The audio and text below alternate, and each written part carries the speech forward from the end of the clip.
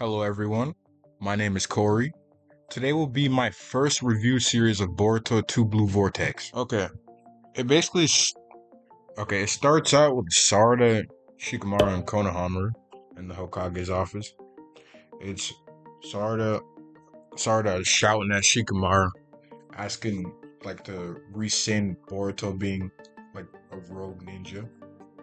And like I find it very weird how she can remember everything.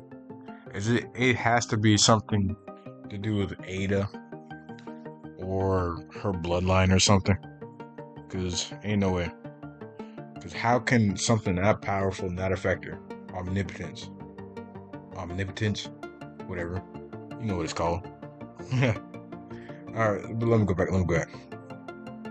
So she's trying to plead with the Shikamaru, saying how he wasn't the one to kill Naruto and Hinata. And from Shikamaru's point of view, they given Kawaki so many chances, or Boruto now, because they swapped. So from his point of view, they given him so many chances, and he crossed the line by killing Naruto and Hinata.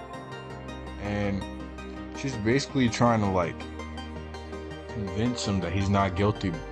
But how can you prove that that Boruto isn't Kawaki? You know? And that's her problem. Because he doesn't have the ability to figure out why. And for Shikamaru, it's like, how can you, it's just gonna be impossible to convince Shikamaru that Boruto isn't Kawaki. Oh lord, it's so confusing actually. But since their places are swapped, she's basically, it's gonna be hard for her to prove anything. And so they started fighting for a little bit about. They started fighting a little bit about Boruto again, about how to not view him, give him a chance to explain himself, but Shikamaru doesn't want to give him that chance basically. And he threatens her to tell her to stop bringing this stuff up basically. And he threatens her that she might be stuck as a genin for the rest of her career. And then after Shikamaru says that, she basically goes on to bash him, saying that, hey, look, you're not my role model, Shikamaru. Lord Seventh has always been my role model, not you. And then she walks away. And then we pan to Kawaki and his little, I don't know the name of this, I'm gonna say time space, if it's even a time space, the dimension that he has Naruto and Hinata trapped. So he's just staring at them. I'm guessing he's contemplating his actions, but I doubt it. The new Sasuke. Okay, so now we're catching up with Sarada and Sumire. I can't say her name. I'm just gonna go back to class rep. And they're basically trying to figure out why they're unaffected by omnipotence and how the intrinsic details of the ability work, how it works.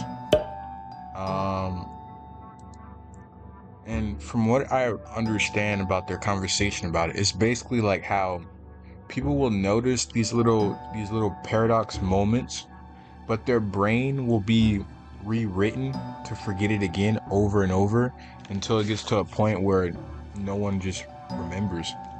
So even if you could convince them, it wouldn't last very long, basically, is how I understood it. Even if there's a photo showing Boruto, he's in a photo that he looks just like Naruto. Kawaki doesn't look like Naruto. Boruto does. But people, they won't be able to believe what they see, even though it's the truth.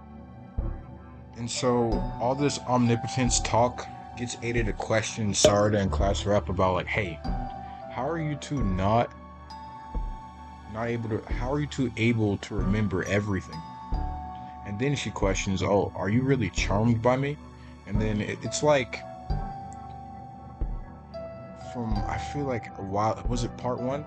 Part one, it shows right here, Shikamaru, they remember Shikamaru's they remember Shikamaru's warning about, hey, don't let them know that you two aren't charmed by her, because if Damon notices, he might try to kill you.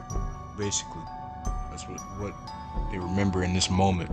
So they try to play it off like, yo, no, we're still charmed by you, but we're like just distracted and stuff. Now we have Kawaki and Mitsuki. We haven't seen Mitsuki since the time skip. Same with Kawaki. They got new fits. I think Mitsuki's fit is kind of boring. Like, what is this fit? It's terrible. But anyway,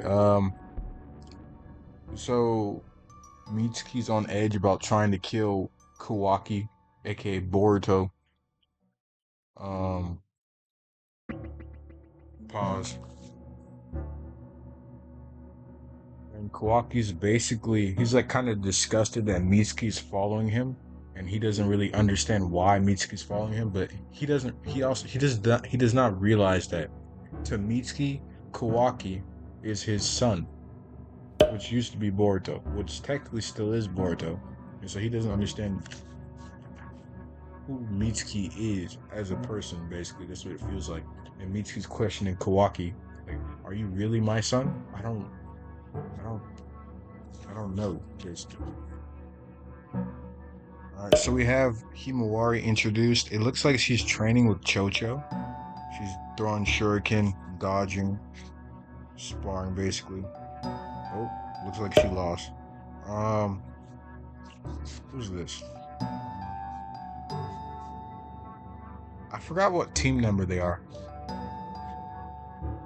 Whatever. Was it Shikadai and Inojin? Okay. And Himawari goes to tell them, the group, that basically she still trusts Boruto because he risked his life to save them. I think this was back when Delta attacked Naruto, Himawari, Boruto, and Kawaki, and he lost his arm. I think she's referring to this moment. But she's basically saying how she feels like what everyone says about him isn't true because of what she's experienced with Boruto, or now Kawaki. This swap thing is so weird because everyone just thinks Boruto is Kawaki, so it's like, huh? Anyway, she goes as far as to say, I still believe that Naruto is alive. She has like a gut instinct right now. Then it shows Kawaki. He's amongst the leaf ninjas now. He finds claw grinds with his eye. If anyone knows what his eye is called, let me know. I forget the name of those ocular jutsus all the time. Okay, so Kawaki, he finds claw grinds on the ninjas' like necks and on the ground and stuff, and he realizes that, hey, Code must be here. And so I would have thought that this was Frieza, but I know it's Code's doing. He basically created these claw grime creatures. He basically created these claw grime creatures from the Ten Tails with his marks, his ability. Okay, so Kawaki's fighting the claw grime creatures. Shikamaru's getting informed about the creatures appearing in the village. Sarada appears. She's beating a Frieza claw grime creature up. Oh, Code is here.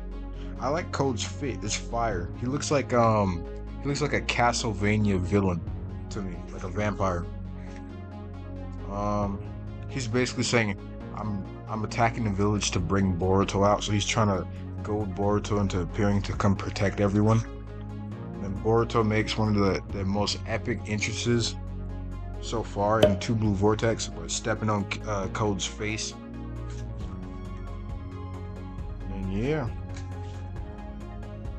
he looks sick though. Alright. Okay, so that was Boruto 2 Blue Vortex. I honestly think people hate on Ikemoto's art mainly because you compare it to Kishimoto, but when you have the physical copy, it looks way better than digital.